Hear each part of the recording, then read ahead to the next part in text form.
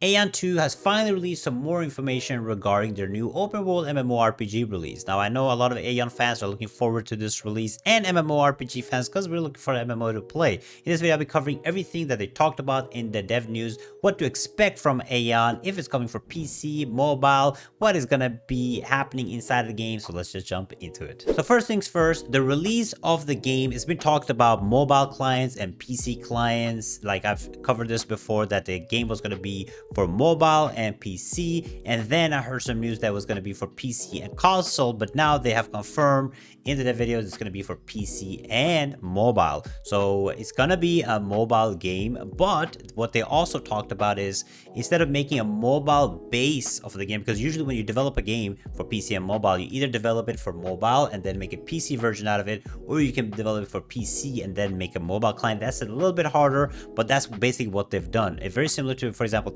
Land made a PC base game and then converted it into mobile, and that's how they're going to be doing. That's what they're saying, but we'll have to see when we actually play the game. But the game so far, from the trailers and the graphics and so on, looks really good. The combat looks also really good, so I do think that's going to be like a more of a PC game and then enjoyable for mobile, because they want people to be able to access the game and play it from wherever they want on whatever platform they want, which is a good thing. So I think we're getting a PC and mobile client, and I think it's also going to be free to play, but this is not confirmed at all. Now, the game itself, you're going to be having 8 different classes at the start, and I think you can probably get like subclasses later on, but it's going to be Holy Trinity. So tanks, off tanks, DPSs, healers, and range DPS, all that good stuff. So classes wise, you're going to have a lot of different options. And not only that, the combat, it is like something between tab or semi-tab target and semi-action combat, that you can have reactive combat, react to certain skills,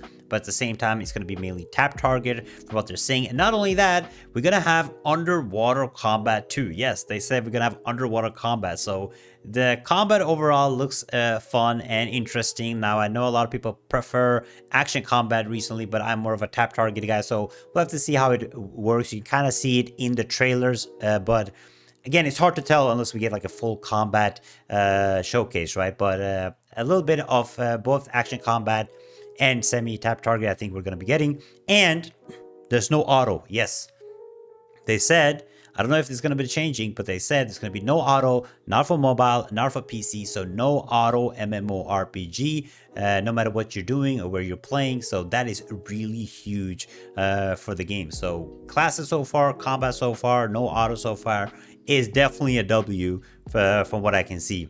Now, the map itself is going to be massive. I think they said it's 36 times bigger than the previous map, which is pretty insane. And you can fly everywhere. So it's going to be a proper open world to explore. It's not going to be like instance-based or, channel-based. You're going to get a proper open world to explore, where you can meet people, meet players. It's going to be probably a bunch of exploration happening, but you can fly everywhere. So massive map with a lot of exploration. Overall, a really good news, I think, for any MMO fan, to be honest, right? And content-wise, they talked a little bit about the content that's going to be in the game. Right now, they've talked mostly about the PvE content, and they said like it's going to be over 100 to 200 different type of dungeons. And when I say different type of dungeons, it's anywhere from solo dungeons for solo players, party dungeons, and raids. So there's going to be a lot of dungeon or PvE content for the PvE enjoyers, of course. And these content will have variety too. So there will be easy modes and difficult modes. So people that just want to play casually or struggle, they're trying to avoid the gatekeeping that you see in most MMOs.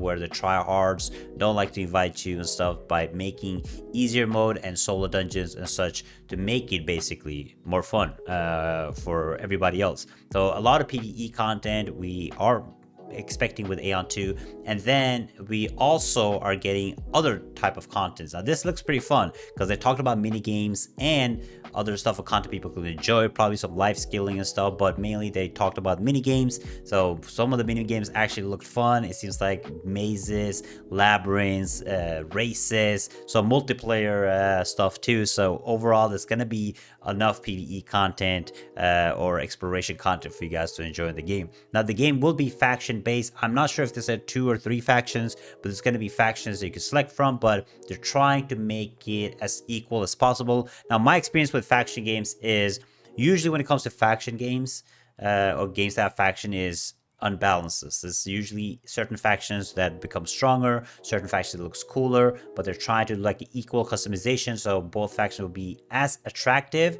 and try to balance it out by having separate servers for factions. Now, I'm not 100% sure how this will work, but what they're talking about, having separate servers for factions, and then you queue in into each other when you do like matchmaking stuff or content, either PvP or PvE. You can matchmake with each other, but certain servers for factions. Now, I don't think this is a good idea, like splitting players up, because then you have to play within your faction and play with your friends within your factions.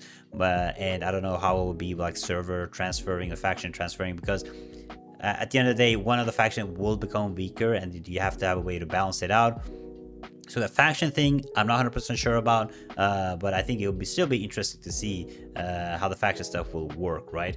And then we gotta talk about the pay to win. Yes. Now, they have made some promises or statements regarding the pay to win. And the first thing is they talked a little bit about gacha. It's probably going to be some type of gacha, but they said specifically they're not doing predatory pay to win. Now, I'm going to be honest with you. I've heard we're not going to have pay to win. We're not going to have predatory pay to win. We're not going to do this pay to win. We don't want to milk players to this. I heard these promises many, many times. And usually the game ends up being pay to win in some type of way, right? Now, them saying not predatory pay to win basically makes me think about two things, how they're going to do the pay to win system. They haven't talked much about it. They're saying they're going to talk details later. Usually what that means is we're going to shoot some pay to win stuff out and see how the community reacts, but they definitely want to monetize the game in some type of way. But not being predatory pay to win, they're probably going for a gacha system with a whole low percentage chance to get probably some type of outfits or gear that can give you some bonuses, maybe some mounts, maybe other things, but that's basically what they say when they say not predatory pay to win. And then if they have a trading system, there'll be like a currency that you can buy with your credit card or obtain in game, and that way they will have the pay to win defenders be like, this is not pay to win, this is pay to progress. Okay, you can earn the currency in game by just playing while you can swipe it, right? So usually that's what the new MMOs usually go for, is that type of system, because then we'll have white knights basically defending their system, right? So not too much information regarding the pay to win, but they basically said those statements, so we don't know until we know, right? Now, when it comes to the PvP content, they have talked about there probably going to be some PvP content, maybe some ZVZ or GVG or whatever. I mean, it is faction, right? So probably some faction based content, we don't know, but they said they're going to talk more about this in the future videos, because they're going to have a bunch of like dev videos and stuff. So overall, it's really exciting. I mean, character customization is really good too. They're not going to be pay to win character customization like in Aion 1 or pay to skin, but there's going to be a huge amount of character customization, which is kind of expected. I mean, it's 2026. If you're not character customization, what are you doing, right? So a bunch of character customization, a massive world. The graphics look absolutely amazing.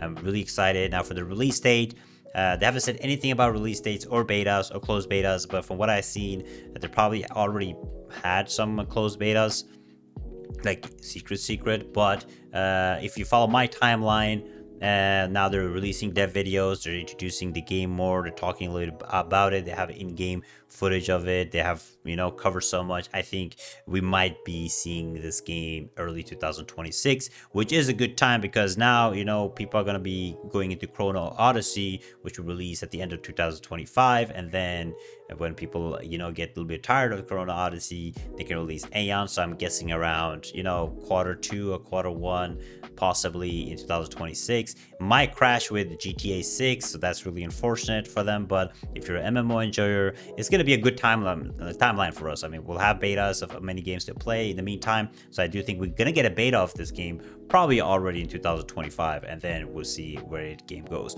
Overall, my opinion of Aion 2, I mean, Aion is a really fun title, and I know a lot of people enjoyed Aion, and hopefully they made changes and they take inspiration from Aion to make this game. It is PC and mobile, so I'm not like super excited about it, but I do think that because of nostalgia and having enough players come back and try the game, I think the game can do good. It all depends again on the devs, right? If you want to milk the player base and make a typical Korean game, that's what's gonna be. I mean, watching the trailer, it's nothing unique about the trailer, nothing really wow about the trailer. It just reminds me of all the other MMOs that have been coming out, especially from the Eastern market. But it looks good, it looks fun. I'm definitely gonna be playing it. I think most of you guys are also gonna be checking out. Being on PC and mobile, I think everybody can test it at least, right? But I'll be covering more Aion 2 news and MMORPG news. Thank you so much for watching. Check out the video right here, and I will see you guys next time. Bye bye.